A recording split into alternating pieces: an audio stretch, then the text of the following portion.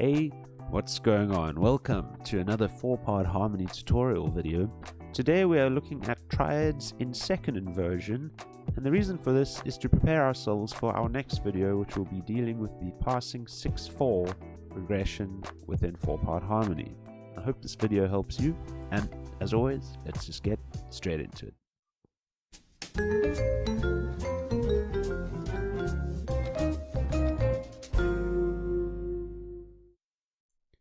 Okay, before we learn about the basic structure of triads in second inversion, let us quickly refresh our memory by going over triads in reposition and in first inversion once more, so that we can learn how they translate into triads in second inversion. So our key signature here is in C major, just to keep things nice and simple. And let's deal with chord 1 in reposition. Our triad here is C, E, G. So let's get down that basic triad.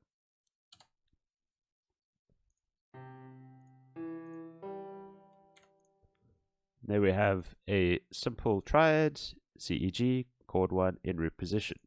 Now, as we've discussed before, you can figure this as 1 just by itself as a standalone thing. You could also write it as 1A, which I'll just put underneath there.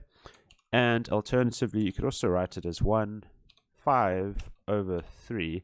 Now, you would just write it 5/3. You wouldn't use a dash line, but in Sibelius, that's just how I'm going to do it for now. The reason for that, 5/3, is because from our bass note in the triad, we have got an interval of a third to literally the third. And then from the bass note, we also have an interval to a fifth, which would be the 5 indicated in the figuring. Moving on to first inversion, we now start our chord 1 with a third in the bottom note, and we notate it, or figure it rather, as 1B, or alternatively as 1/6/3, which I'll show you in a second why that works out. So previously our chord 1 in reposition is C, E, G. Now we're going to, in first inversion, we're starting on the third. So let's get that down. It's E followed by the fifth. And then our root simply shifts to the top. So our figuring here, 1B works just fine as a easy option. And 1/6/3 also works, and the reason for that is from our bottom note to the note in the middle is a third.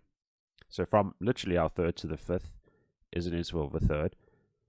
And then from that fifth over there, the G, to a C, we've got an interval of a fourth. But we're not going to look at that. The reason why we've got a 6 here is because you're looking at the third to the root, and that interval is a 6. So it's built literally from 1 to 3 and then 1 to 6. So that is why 1/6/3 works over there. Moving on to triads in second inversion. I'm sure you can guess how the structure works in this case here, but our figuring could be 1C, or alternatively 1/6/4. And I'll again show you why that works. So, reposition, we're starting on the roots. First inversion, we're starting on the third. Second inversion, I'm sure you can guess, we start now on the fifth. So now we're starting on the G. And again, just think about your reposition chords. So if we're starting on the G, the next note up would be a C, the root. And then the third now shifts above that to the E. Again, the same principle applies for the figuring, 1/6/4.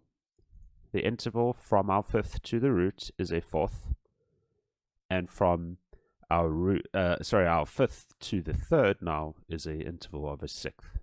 So that is why that figuring works out there. Again, I usually just like to use the system of 1 just as a standalone chord when you're in reposition, or for chord 4 or 5. First inversion I like to use B, and then second inversion C. but these options are also available to you depending on the school system that you use. Let's have a quick listen to this and see how it sounds against the reposition chord.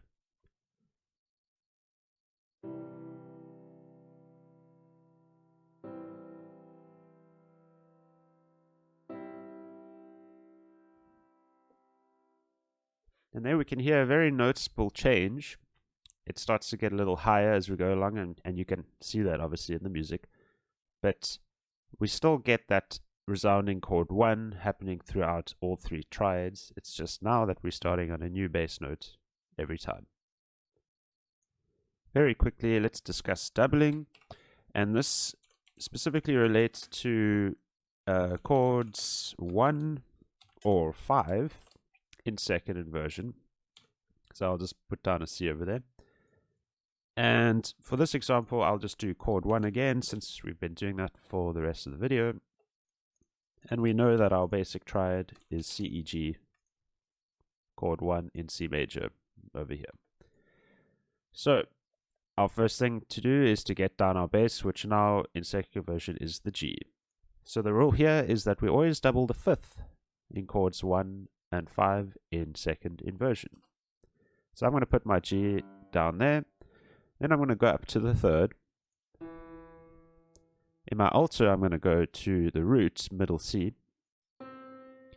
And then I'm going to finish up with our rule, doubling the 5th, the G in the soprano. And that is a very basic 4 parts chord with chord 1 in second inversion. Let's have a quick listen to that.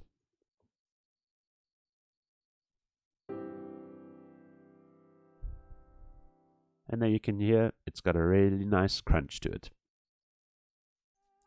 Thanks for watching, everyone. If you enjoyed this video, please consider dropping a like, maybe hitting that subscribe button. If you didn't, a dislike, no problem at all. We've been quite astounded by all the support that we've received lately, and yeah, we just want to say a big thank you to you guys. As always, I'll see you in the next one. Goodbye.